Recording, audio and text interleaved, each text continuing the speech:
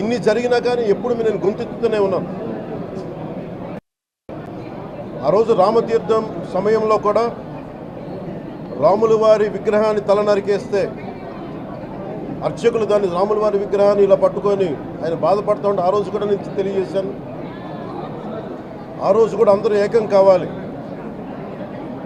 ఎవరి మతమైనా కావచ్చు, ఎవరి ప్రార్థనా మందిరాలు కావచ్చు, దేవాలయం కావచ్చు, మస్జిద్ కావచ్చు, చర్చి కావచ్చు, కానీ వారి మనోభావాలకి దెబ్బతినేలాగా దాడులు జరిగితే బయటికి రావాలి అని అందరూ నేను కోరుకుంటే ఆ రోజున చిలకలూరుపేట నుంచి ఉండే ముస్లిం సమాజం సోదరులు కూడా బయటకు వచ్చి ఆ రోజున మద్దతు తెలియజేశారు.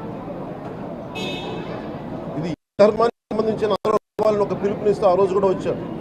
కావాలంటే అది ఒకసారి మీరు ట్విట్టర్ టైం లైన్లో ఉంటుంది, అది కూడా మీరు చూసుకోవచ్చు.